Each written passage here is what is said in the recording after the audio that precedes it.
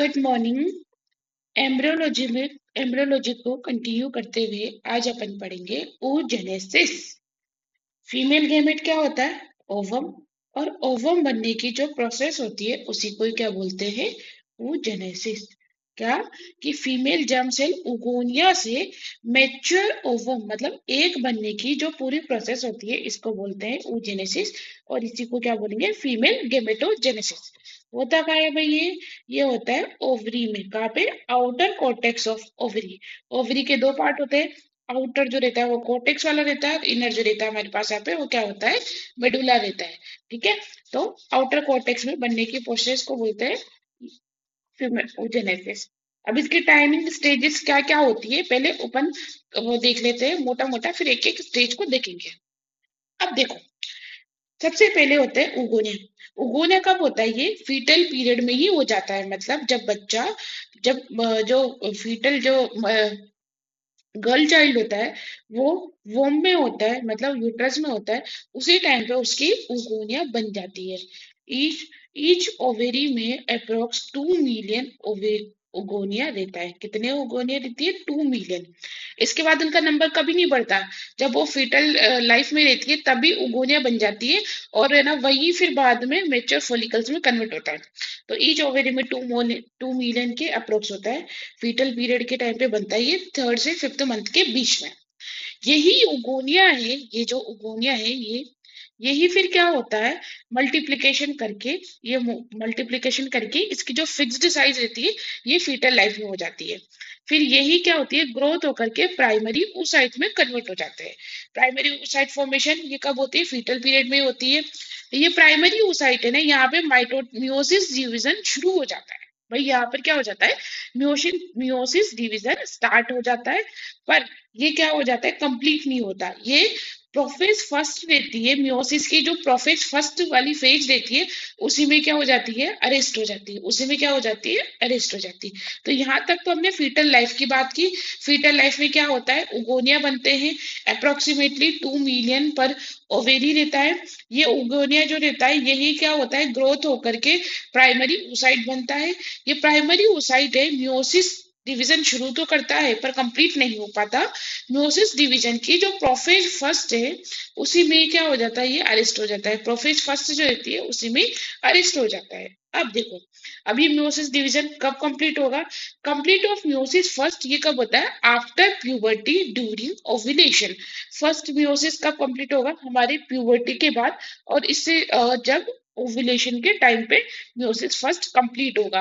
और meiosis second कब complete होगा? फर्टिलाइजेशन के बाद। कब होगा? फर्टिलाइजेशन के बाद। देखते हैं। देखो, ये फीटल लाइफ की बात चल रही है। ये हमारा पूरा फीटल लाइफ है यहाँ तक। डूरिंग फीटल लाइफ क्या होता है? पहले उगोनिया मल्टीप्लाई करते हैं तो बहुत सारे उगोनिया बनते हैं। और यही उगोनिया अब इसके बाद कभी नहीं बनेंगे। फीटल पीरियड में जितने उगोनिया बनने होते हैं उतने बन जाते हैं ये। फिर यही क्या होते हैं? सारे ग्रोथ होकर के प्राइमरी oocyte बना लेते हैं। ये प्राइमरी oocyte है, मियोसिस डिवीजन शुरू करता है। पर उसकी प्रोफेज फर्स्ट में मियोसिस डिवीजन की जो प्रोफेज फर्स्ट है वो उसी में ही अटक जाता है बेचारा। फिर जब हमारी प्यूबर्टी आएगी, प्यूबर्टी के बाद ये मियोसिस फर्स्ट कंप्लीट होगा। और क्या फॉर्मेशन होगा? Secondary oocyte। जहाँ अब यहाँ पर क्या हो गया? हैप्लोइड न्यूक्लियस हो गए। 46 था, यहाँ पे आधे आधे न्यूक्लियस हो गए। सेकेंडरी oocyte इसके साथ एक पोलर बॉडी बनती है जो डिजेनरेट हो जाती है, बाद में कोई काम की नहीं थी। तो एक फर्स्ट पोलर बॉडी और secondary oocyte after puberty ovulation के टाइम पे होता है। फिर क्या होता है? ये सेकेंडरी oocyte है, ये मियोसिस सेकेंड शुरू कर देता है। और किस में अटक जाता है? ये मेटाफेज स्टेज में अटक जाता है। कौन से स्टेज में अटक जाता है? मेटाफेज स्टेज में। अब ये सेकेंडरी मियोसिस तभी कंप्लीट होगा जब फर्टिलाइजेशन होगा। आफ्टर फर्टिलाइजेशन जो सेकेंडरी मियोसिस सेकेंड है वो कंप्लीट होगी। फिर ओव्यूम बनेगा। और वही और सेकेंड पोलर बॉडी बनेगी, ये तो डिजेनरेट होगी। यही ओवम जो रहेगा हमारे जाइगोट बनने में पार्टिसिपेट करेगा। अगर मान लो फर्टिलाइजेशन नहीं होता है तो हमारा सेकेंडरी oocyte तक ही रहता है। सेकेंडरी oocyte मेटाफेज में अरेस्ट होकर के रह जाता है। और यही फिर बाद में डिजेनरेट हो जाएगा, शेड ऑफ हो जाएगी वॉल। तो ये हमने इसका मोटा मोटा देखा। अब अपन इसकी एक एक फेजेस में जाकर के देखते हैं क्या होता है। देखो, फेजेस ऑफ oogenesis, सबसे पहले आती है उसकी मल्टीप्लीकेशन फेज, जिसमें अपन को क्या बनाने हैं, बहुत सारे उगोनिया बनाने हैं। ये उगोनिया स्टेम सेल होती है, यही माइटोसिस डिवीजन करके मल्टीप्लाई करके एक से बहुत सारी उगोनिया बन जाती है। उगोनिया के इसमें क्रोमोसोम नंबर कितने होंगे, ये अभी 2n ही रहेंगे, ठीक है।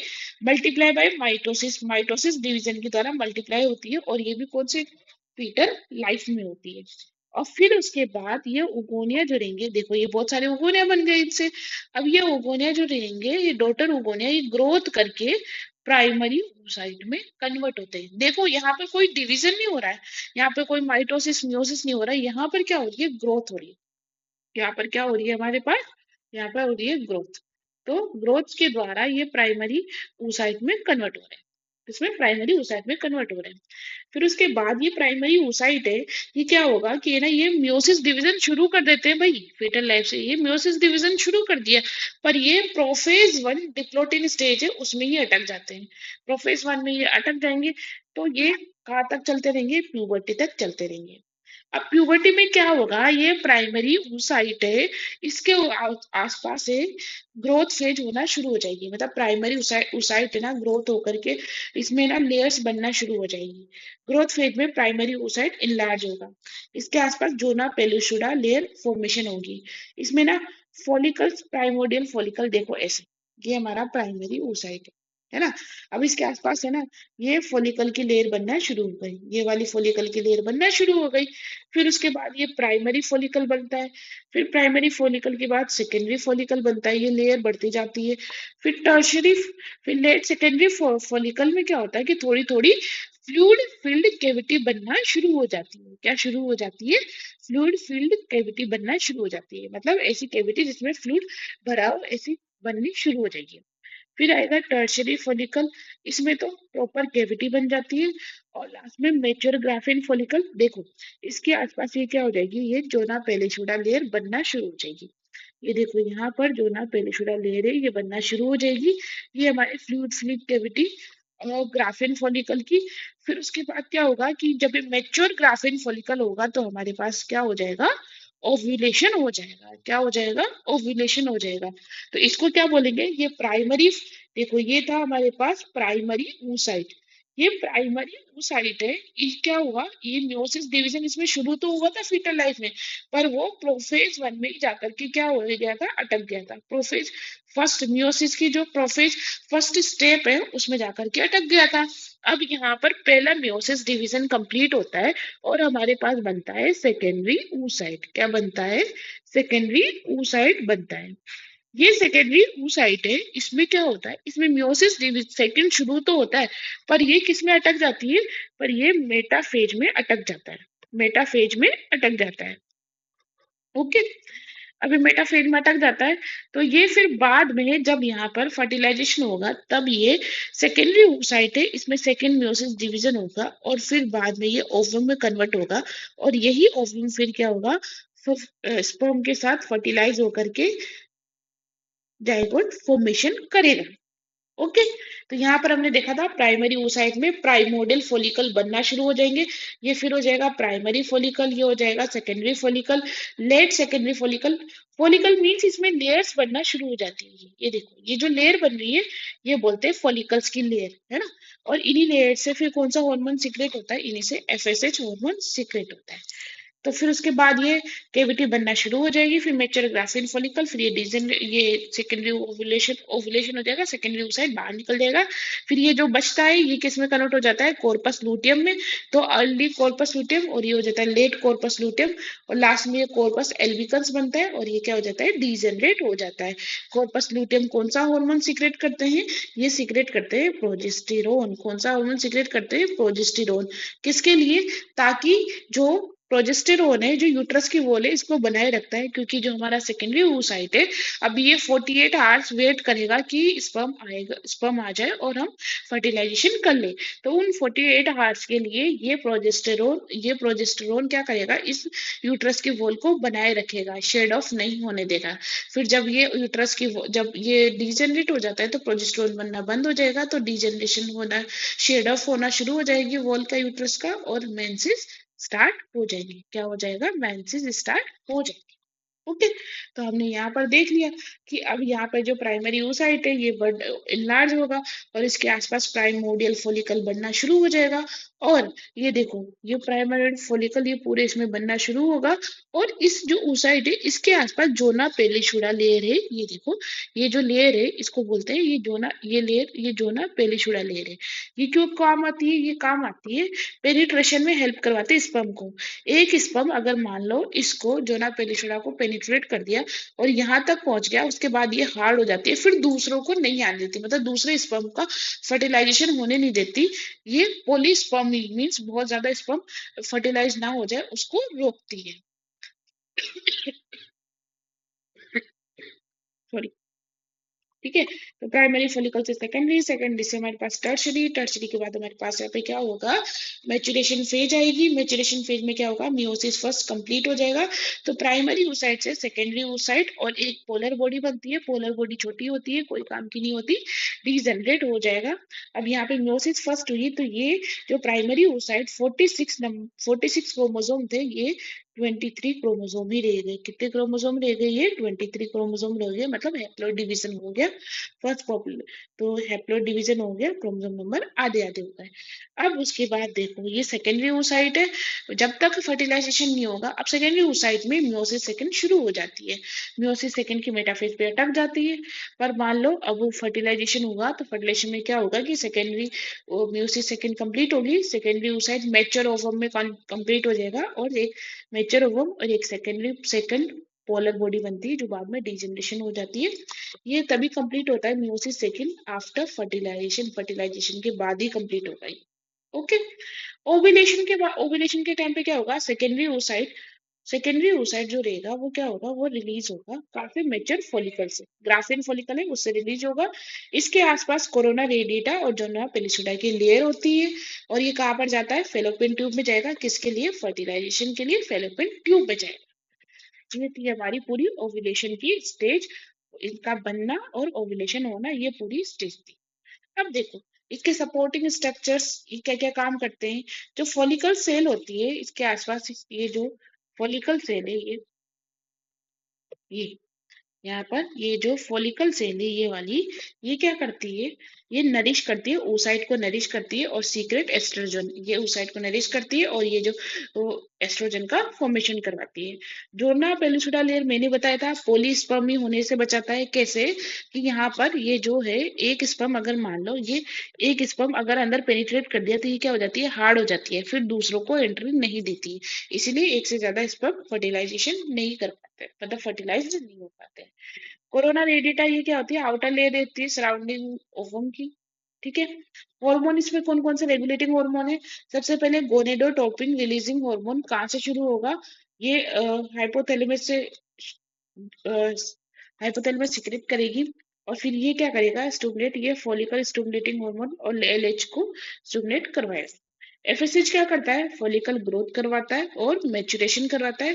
जबकि एलएच होता है, क्या होता है, ये ओव्यूलेशन करवाता है, ल्यूटिनाइजेशन करवाता है। ओव्यूलेशन मतलब 14 डे पे जब एलएच एलएच की पीक आती है तब ओव्यूलेशन हो जाएगा।